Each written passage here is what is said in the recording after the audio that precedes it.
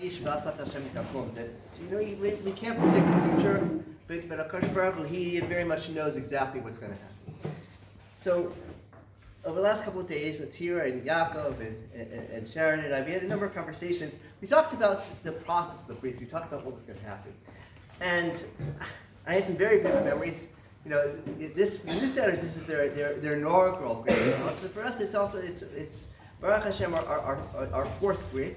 And I have rather vivid memories of the various Britot, of each one of our grandsons' Brit Milah. Some of them I was a little further away, some of them I was a little closer. But one of the things that actually we talked about, we said, I remember the last Brit. Actually, there was, the mole didn't wear gloves.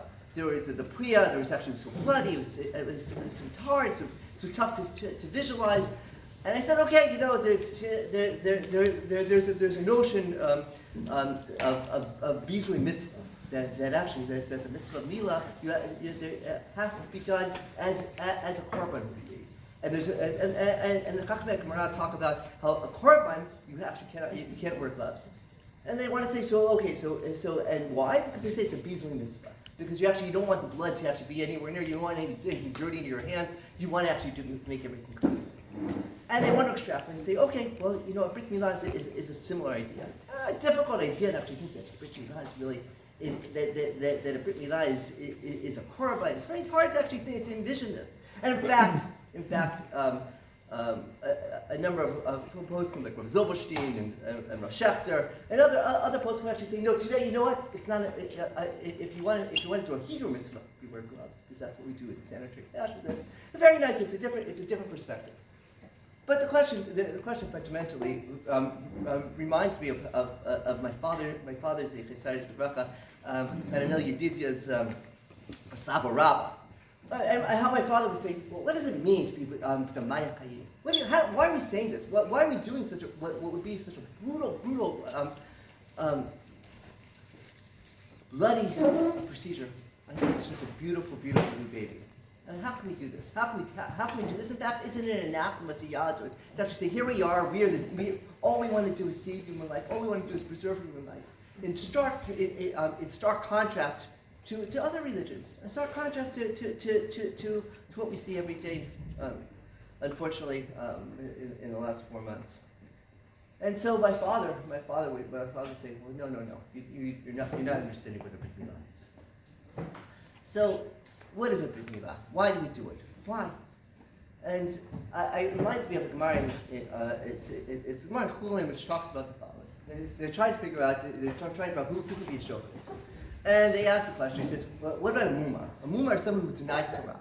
Someone who says that there is no validity to Torah. Of course, mumar l'avodah can't be a shofet because he doesn't believe in anything. And the Gemara says, a mumar l'Shabbat also can actually shlita. Why mumar l'Shabbat? The Tosfot asks this question. He says, you know what it means? Mumar l'Shabbat can't be a shochet. He can't do this because he is the equivalent of someone who is a mumar l'avodah zarah. Why? Because he doesn't believe that HaKadosh Baruch Hu is the creator. He doesn't believe that God is the creator. You want to keep Shabbat? You keep Shabbat. You are reimagining Briat HaOlam every single Shabbat. And you're reimagining HaKadosh Baruch Hu as the Borei Olam. That God is the creator. And that, frankly, that doesn't exist unless you are Shomer Shabbat. And that's why a Mumar Shabbat is the same thing as a Mumar Zarah. The same thing as a Mumar Zarah. So you think about what, this is I'm saying, Khannanel Yedidia was born a couple of weeks ago, and he wasn't able to be born Brit Milah. In fact, when was he supposed to be born Brit Milah? It was a week after he was born. He was born on Shabbat. It was supposed to be Shabbat. And there only are two mitzvot that I can think of offhand that were Mechalel Shabbat for. What are they? Pekuach Nefesh and Pekuach Nefesh and Brit Milah. The question is why? Why are we Mechalel Shabbat for Brit Milah? And here you have to understand what a Brit Milah is. So, Sefer HaChinuch says the following. Sefer HaChinuch says, you know what? A Brit Milah is completion of God's creation. It doesn't enable us to also be part of the Borei Olam, to testify that not only is HaKadosh Baruch Hu the creator, it's HaKadosh Baruch Hu that enables us to be the creators as well. And this is what we do. We say, you know what? Yes, we have to live with our blood. We have to actually suffer. Perhaps not. Perhaps we never need to suffer again. Perhaps what we want is, we look for the day where we say that Bila Hamavat Lenetzach, there will never be death, there will never be suffering, there will never be anything bad. But no matter what, when we do it for Iran, we say, you know what, we believe in HaKadosh Baruch Hu, we believe that HaKadosh Baruch Hu is creator, we believe that it's HaKadosh Baruch Hu enabled us to create as well. And this is what we did. This is what Ya'akov and Atira did just a few short weeks ago. Look what they brought into the world. And look what what they will bring to them, because we know who Ya'akov is, we know who Atira is.